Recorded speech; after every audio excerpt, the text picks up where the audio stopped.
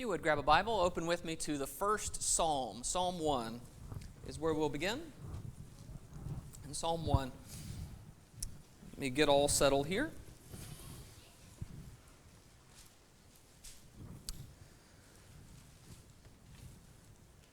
It is good to see you this morning. I know that it's a holiday weekend. We have a lot of our people that are gone and other places, and yet it is a good time for us to gather together and be together. I'm encouraged to see you, appreciate this opportunity to worship and to study with you.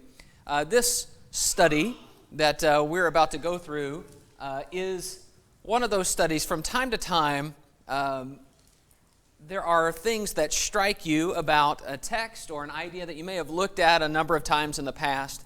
And this is an idea that, as I had noticed something in the text, it led me to explore and explore and explore.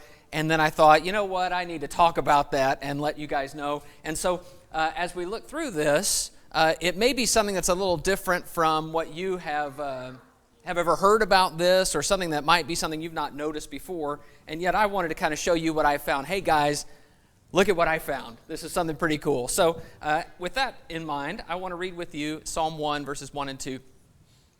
It says, "Blessed is the man who walks not in the counsel of the wicked, nor stands in the way of sinners, nor sits in the seat of scoffers.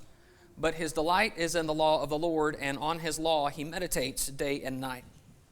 So the psalmist pronounces a blessing in verse 1 on the one who avoids the counsel of the wicked, the way of sinners, and the seat of scoffers. And instead, he says in verse 2, he delights in the law of the Lord, and he meditates day and night on Jehovah's law. And he uses three parallel terms in verse 1. In verse 1, he says, the counsel of the wicked, the way of sinners, and the seat of scoffers. Or yours might have something like the scornful or a mocker in that last one. And I want to call your attention to that last word in verse 1 for a few minutes this morning. I want to talk to you about the spirit of scorning and mocking and scoffing. And the idea I want to communicate this morning, you're not going to miss it. If you miss everything else, just remember this. Don't be a scoffer. Don't be a scoffer. Don't be like this. In biblical thought, the scoffer is the person who always finds something to complain about, always finds some problem, always has something to attack or something to denounce. And I want us to think about how this idea is used throughout Scripture. And then I want to think about how you and I know people like this, and sometimes you and I are people like this, so that we can be sure we don't become scoffers. And don't worry, we're not just going to scoff at scoffers this morning. We're also going to think more practically about what we can do that would be positive. So to describe this person biblically, we're going to go through some different identifications here. The scoffer is against everything and for nothing.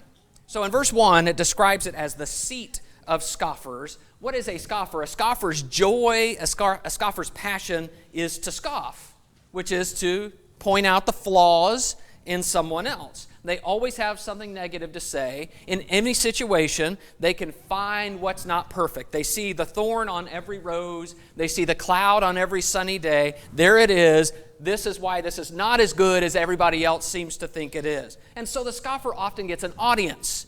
People want to hear from the scoffer because usually his view is different from what others are saying. And so we kind of thrive on the conflict of that. We say, it's interesting. There's some drama there. This person is going against the conventional wisdom. So scoffing then is that spirit of, here is a person who is always against. He's always the negative. But scoffing has no substance to it because it's never constructive. It never goes anywhere. It never builds up. It is instead always just negative. Let's go over to 2 Peter chapter 3. 2 Peter 3 might be the passage you thought of first when we talked about, when I brought up the idea of scoffing, because Peter points out that these are people we're going to have to deal with as regards the second coming of Jesus. 2 Peter chapter 3, I'm going to read beginning in verse 1. It says, "This is now the second letter I am writing to you, beloved.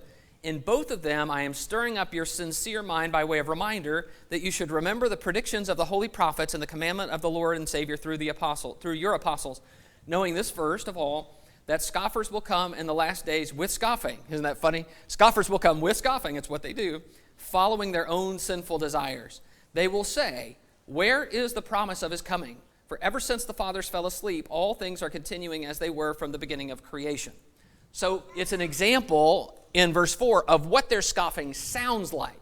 And he says, just know there are two paths here. You can think about the predictions of the apostles and the word of the Lord, or you can listen to the scoffers. Because scoffers are going to come and they're going to criticize and they're going to throw stones at the idea that Jesus is coming back. And the scoffing sounds like this, verse 4, where is the promise of his coming? For ever since the fathers fell asleep, all things are continuing as they were from the beginning of creation. Everything looks the same as it always has been. You know what? I don't know how anybody could believe in a fairy tale like that. That just is, it's old-fashioned, it's a myth. We are way past that in our modern scientific society. That's just ridiculous. And so there is scoffing, and you hear the tone of the scoffing. It's just something that we could say, no, that's not right, I'm against it.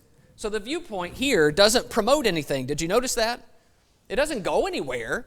It's not as if they're saying, you know what, I know you guys believe in Jesus, but there's a better way than Jesus. Oh, no.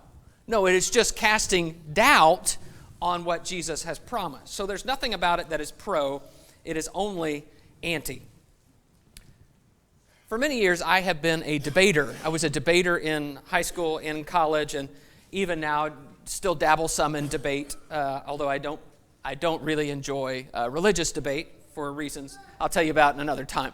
But when you're debating, in my opinion, it's a lot easier to be the negative position than the affirmative position. So for those who are uninitiated in debate, basically, I'm thinking mainly a policy debate. There's a policy that is proposed, and the affirmative has to say, here are all the reasons why you should vote for this new policy. But the negative just says, here are the reasons why you shouldn't, and you should just stay the same. And it's always easier to be negative, because if you're the affirmative, well, you have to prove that this is a good policy, that it would work to do the things we want it to do, that there are lots of advantages for it, that you could get it passed, that there's nothing in the present system that solves the problem the way your policy does. But if you're the negative, all you have to say is, their case doesn't work. All you have to do is poke holes in the case. And so it's always easier to be negative. That's what scoffing is. Just to be against everything and for nothing. It's always easier to be a scoffer. Have you noticed that that's true in life? Have you noticed that it's easier to criticize someone who is in power, whether it's someone who's in power in politics or someone who's in power in your job? It's easier to criticize them than to be in power yourself. Because when you're in power, you realize, oh, this is hard. It's easier to criticize someone else's parenting than to do the parenting yourself. It's always easier to find something to poke holes in others about. That's the spirit of the scoffer. And so we have to be careful about this, because it is tempting for us to criticize and to not actually be constructive. The Bible is teaching us that this is not a sustainable worldview. If you view the world this way, it doesn't go where you want it to go. So the scoffer says, everything is bad, I can find the bad in everything, but not the good, and I can't be for anything. The second thing here is that the scoffer refuses to believe. You can see this in this text that we're in right here in 2 Peter 3. There is behind this refusal to accept Jesus and his claims something else. Look in verse 3 of 2 Peter 3. It says, knowing this, first of all, that scoffers will come in the last days with scoffing, following their own sinful desires. Now, there's something else going on than just the intellectual game of, is Jesus coming back or not? They have evil desires that they want to follow, and they're casting doubts on Jesus because they don't want to believe in Jesus, because that would mean they can't do their evil desires. They can't do what they want to do if Jesus is coming back. In verse 5, it says, for they deliberately overlook this fact, or yours might have, they willfully forget that the heavens existed long ago, and that the earth was formed out of water and through water by the word of God, and that by means of these the world that then existed was deluged with water and perished. But by the same word, the heavens and earth that now exist are stored up for fire, being kept until the day of judgment and the destruction of the ungodly. So here are people, he says, who deliberately overlook. They put it out of their mind on purpose. I don't want to think about that. I don't want to think about the facts of the case. I want to think about how I can dismiss it. They are refusing to believe. It's not that they couldn't believe. It's not that there's no grounds for belief. It's that they are choosing not to. And then in verse 8, he says, but you do not overlook this one fact, beloved, that with the Lord 1 day is as 1,000 years, and 1,000 years as 1 day. So that word overlook in verse 8 is the same as in verse 5. They deliberately overlook. So he's saying, scoffers are this way. You don't be that way. You don't overlook it. You don't refuse to believe. So when you're talking about a scoffer, faith is an unnecessary risk for a scoffer. It's a lot easier to say, you know what, I'm not sure about that, and if I did go all the way, then it would mean a lot of things about changes I would have to make. I think I'm on safer ground just doing what I want and then mocking those who do have strong convictions about something. That's an easier path for me. So when we talk about evil motives, which he does there in verse 3, their sinful desires, that will always corrupt a pursuit of faith. If you want to do your own thing, you will never find sincere faith. I can't trust God if I don't want to face my sin. I can't trust God when I don't want to give up my own evil desires. So this is the thread of the scoffer. There's a passage, I was going to turn to it, but now that I think about it, I don't know that it adds too much to it. But there's a passage in Acts 13 where Paul, preaching in Antioch of Pisidia, actually quotes from Habakkuk.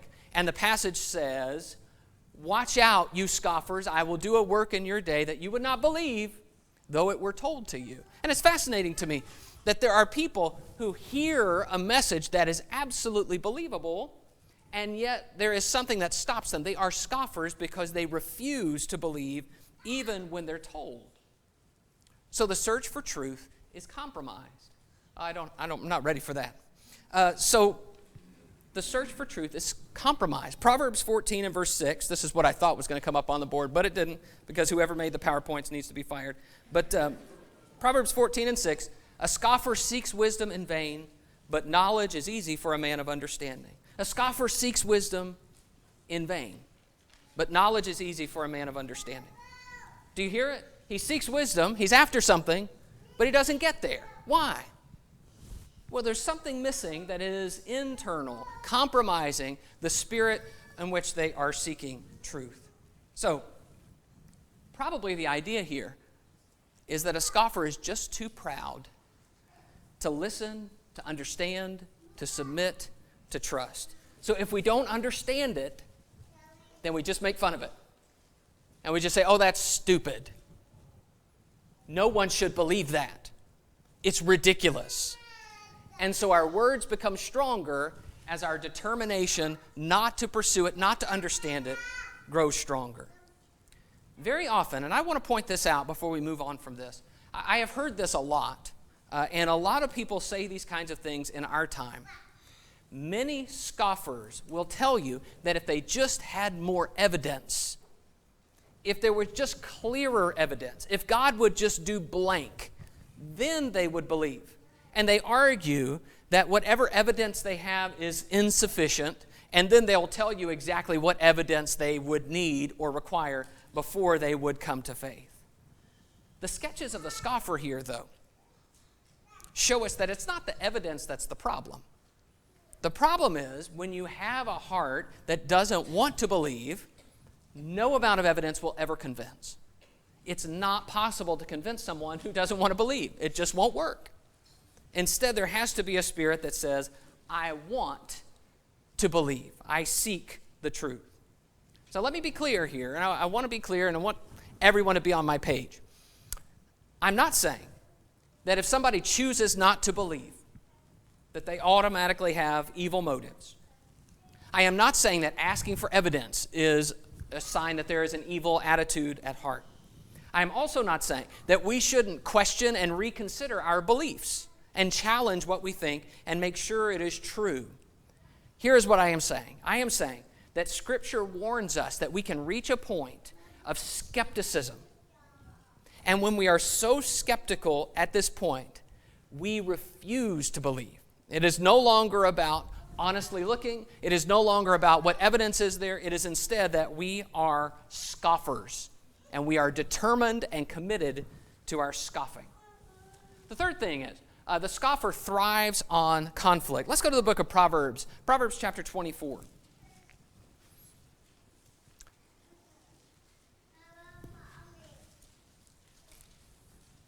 Proverbs 24 and verse 9.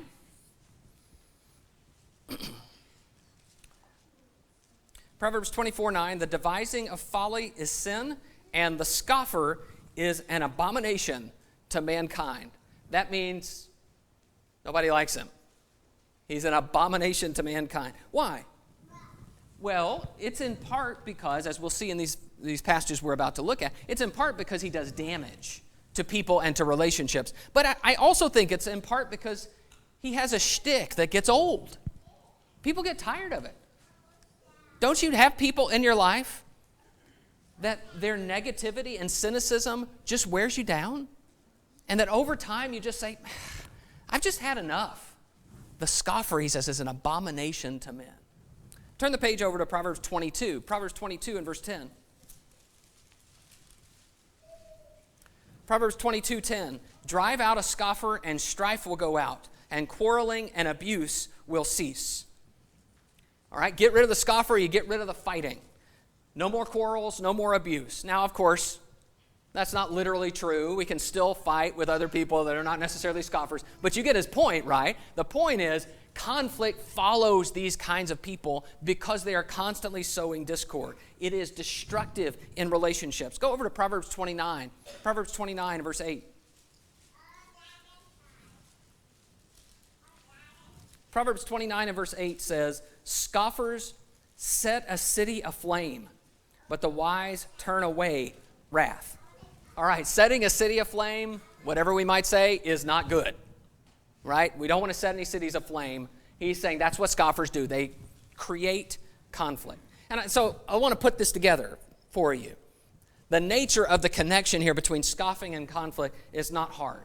When someone is constantly mocking and attacking and questioning, they cause trouble, they damage people. Sometimes people fight back and they say, you know what, you're wrong about that.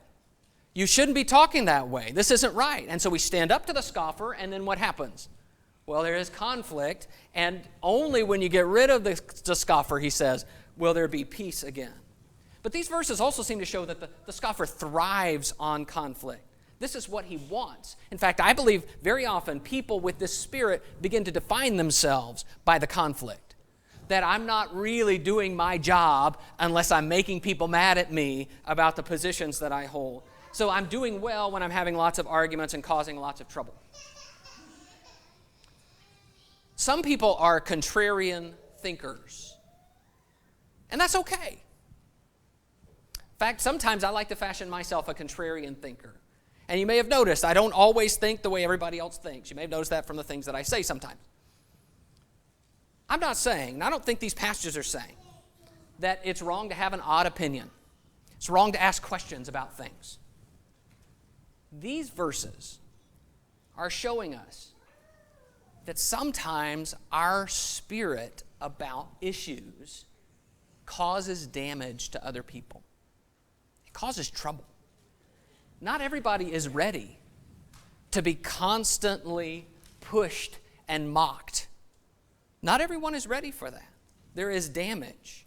It's one thing to be a contrarian. It's another to constantly fight and cause fights. It's one thing to think out loud. It's another thing to actively tear down other people's faith. Those are different. It's one thing to think critically about a topic. It is another thing to constantly criticize people and their actions. Those are two different things. That's what these Proverbs are highlighting. Someone who causes damage because their skepticism just continually causes conflict with them.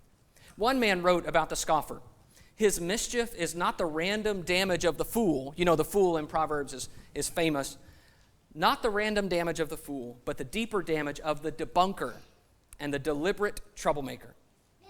So I might have doubts or I might have thoughts that are a little off about something, but I need to ask myself the question, how is this going to affect other people? If I voice this or if I keep voicing this, what's the impact? So I am encouraging you, don't be a scoffer. The kind of person who then lets that spirit damage your relationships with others so that people just say, man, I can't wait to get that guy out of here so we can finally have peace. Don't be a scoffer. The scoffer rationalizes his behavior. Part of the problem with being a scoffer is that we often don't stop long enough to listen because a scoffer is very often the one talking. And so there is not this sense of, okay, maybe I've gone too far here. I want to go with you to Proverbs chapter 1. Proverbs 1. You'll see this in the descriptions of the scoffer in Proverbs that we'll go through here over the next couple of minutes. But the scoffer is hard to deal with because there is no way to actually help him understand his situation and the damage he is causing. Proverbs 1 and verse 20.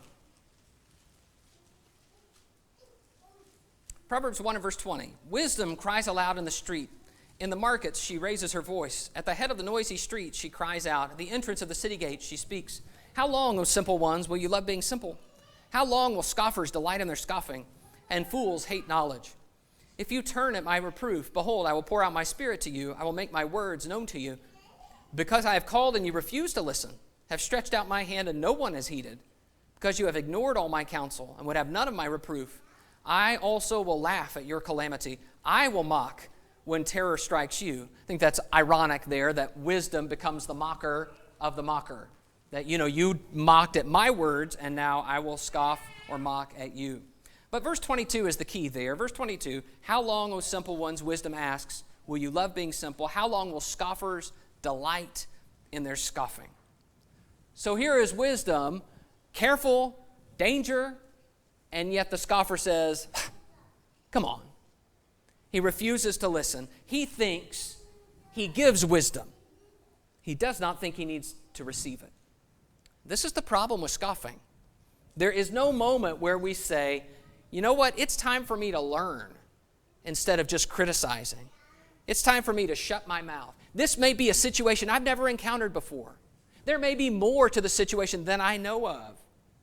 No, there's none of that. Instead, there is just bullying forward and saying, yes, I am automatically right. This is a pattern that the Proverbs show about how the scoffer deals with his behavior. Turn over to Proverbs 9. Proverbs 9. In the book of Proverbs, one of the probably the greatest danger or the greatest sin in the book of Proverbs is refusing to listen when there is a rebuke or a correction to be given. And the scoffer is one of those who, because of the path he has chosen, refuses to listen. Proverbs 9 and verse 7, whoever corrects a scoffer gets himself abuse, and he who reproves a wicked man incurs injury. Do not reprove a scoffer, or he will hate you. Reprove a wise man, and he will love you. So he says, good luck correcting a scoffer. You've got a guy like this, and you try to set him straight. No, you shouldn't have done that. You shouldn't say that. Don't be that way. And he says, you're going to regret it. He says in verse 7, you'll get yourself abuse. In other words, he'll just mock you the way he's mocked everything else. That's just the way he is. Don't you have people in your life like that? Don't you have people in your life that if you try to ever talk to them about something like that, what you get is not, you know what, I probably crossed the line. You're right. Instead, what you get is a fight. What you get is a rationalization. You're wrong about that. Let me tell you, and I got some other things I think about you. Don't you have people in your life that it's hard to challenge, it's hard to correct, it's hard to reprove? He says, it may be there are scoffers who are treating you this way because they have committed themselves to scoffing. So what happens here is there is a rationalization. Instead of it being a humility, okay, let's try to pursue something better. Okay, I want to be corrected, I want to learn. Instead, there is a rationalization and even an attack. In Proverbs 13 and verse 1, it says, Proverbs 13:1, a wise son hears his father's instruction, but a scoffer does not listen to rebuke. Here's a rebuke, and the scoffer says, nope, you're wrong. I'm right. That's ridiculous. I can't believe you would think that. And on it goes. The problem, of course, with this spirit is that when we act as though we already know it all, we are completely blind to our faults. We cannot see ourselves. We are instead stopping our ears, rationalizing our own behavior. And even the people who do see us and are loving us and trying to help us, we attack them as if they are the problem. Usually, we offer some really, really good reasons for the things that we do. We think we're right, and so we begin to defend ourselves as if we're right. We rationalize our behavior. I've had a lot of experience trying to talk to people when I believe something was wrong and that they needed to change something. I have also had a lot of experience, sadly, with people talking to me about things that I was doing that needed to change. And I will just say, from both sides of that conversation, the urge to rationalize our behavior is extremely strong. Very rarely, even among followers of Jesus, do we stop and say, you know what, you're right? Do we stop and honestly consider? So, I asked you earlier, don't you have people in your life who are like this? That's not really the question I want to ask. The question I want to ask is, are you like that? How willing am I to receive someone else's correction? Or am I like the scoffer who finds some other ground for scoffing, who instead of listening earnestly and humbly attacks the person as if they're not qualified to challenge me on anything in my life? That's the spirit of the scoffer. He rationalizes his behavior. The last thing I want to talk about is how the scoffer lacks direction. Let's go back to Psalm 1, where we began. Psalm 1.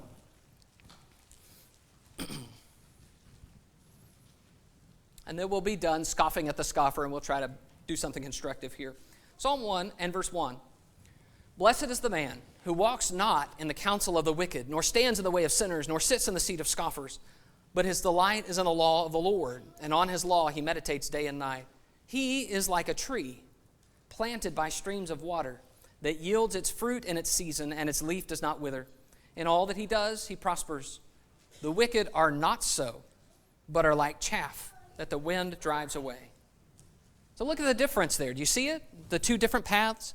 The one path, you've got the, the counsel of the wicked and the way of sinners and the seat of scoffers. And he says the ultimate destination of that path is that they're like chaff.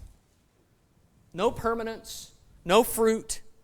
But then you look at the righteous and the one who delights in the law of Jehovah and meditates on his law day and night. And that person is like a tree planted by the water. Even out of season, it yields its fruit.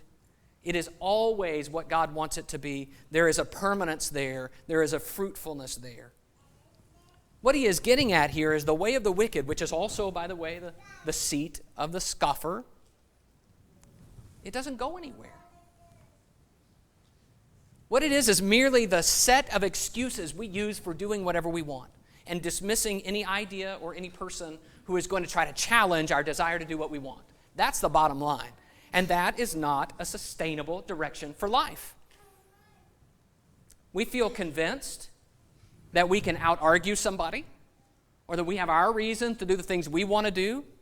And when someone tries to challenge us, we rationalize and we argue back. And we say, you know what? I think I'm right. I'm going to keep doing what I want to do. I am saying, the psalmist is saying, where does that go? Where does that get you? Yeah, okay, you win an argument. But what's the fruit that's born in your life from just being a scoffer? If we want to become people of quality and character, if we want to achieve great things in our relationships and our spiritual lives, what we need is direction. We need to go in the right direction daily, continually, over days and weeks and months and years, and plant roots in the gospel and bear fruit. That's what we need. But that's not what the scoffer does. The scoffer is not about faith and commitment and discipline and correction and wisdom. The scoffer is not about facing sins and changing course. The scoffer is about criticizing without direction. Don't be a scoffer. All right, let's do more than just scoff at the scoffer. I want us to think about some questions. And as I do, I'm going to present this as a question for you, but I want to remind you it's easier to be negative than it is to be affirmative. I have noticed this as a preacher. I have noticed that when I first started preaching, and I would preach, sometimes by appointment, and I would have, a couple of months to plan a lesson, what would happen would be I would get some grievance in my heart. And I would be so mad about something, and I would get to, write this sermon and word it just perfectly, and then I get up and preach. And boy, I just let them have it. It was great. But when I started preaching regularly, you know what happened? Like, you can't preach like that every week. If you do, well, everybody will hate you, for one. But if you do, you're just constantly criticizing, constantly negative. There are times we need to be gotten onto, but not all the time. So you have to learn, wait, what am I for? What are we going to do? In the same way, I want to ask you this question. What are you for? Not what are you against? I believe this problem has plagued us for a long time because in many ways we have defined ourselves by what we are not. And I mean, as a congregation, you know, we're not a denomination. We don't use instruments. We don't support institutions. Well, that's all fine. But what are we for? What is our identity? What are we about? What do you care about? Or what do you believe? What do you believe? Not what don't you believe. Not what are you against. We don't need to talk about Calvinism and all of that. Like, I get it. I'm right there with you. But what do we believe? What can we say? See, that's an anti-scoffer question right there. That makes us say, I'm going to step out and say, I believe in Jesus. I believe in the Bible. I believe in eternal life. I believe that these things are true. And as I live my life that way, I want other people to know I believe this. And if that opens me up for criticism, fine. If you want to take shots at me because I believe something, fine. But I at least do believe it. And I'm not going to spend my life just taking shots at other people about what they believe. There has to be a time where we step forward and say, this is who I am. Do you make peace? One of the marks of the scoffer is the idea that he creates and thrives on conflict. Where he goes, conflict follows, get him out, and there's peace again. What about us? Are we that kind of person? I understand that we need to be critical thinkers. I understand that we need to challenge and question, but what's the fruit that comes from our behavior? Are we peacemakers in what we do? Are we doing that in a way that is constructive? Or are we creating conflict? Can you admit when you're wrong? Can you do it? Can you admit when you are wrong? I understand it's easy to admit when other people are wrong. That's fun. We can do that a lot. I'm talking about when someone comes to me and says, you said this, you did this, you shouldn't be this. Can I say, you know what, you're right, I'm wrong. And then where are you going? We talked about scoffing it lacks direction. So what is your direction? It's time for us to grow past a mediocre, overly negative view of life. What will we do? Who will we be? What is God making us into? What positive thing can we say about the future? Sometimes people are going to criticize us. They're going to say that we shouldn't believe what we believe. They say, you shouldn't try that, you did it wrong. They will criticize us for admitting something. They'll criticize us for going somewhere. They always do. That's always going to happen. But don't let their scoffing turn you into a scoffer. Don't be a scoffer. Be a believer. That's the difference. Thanks for your attention. We'll be dismissed for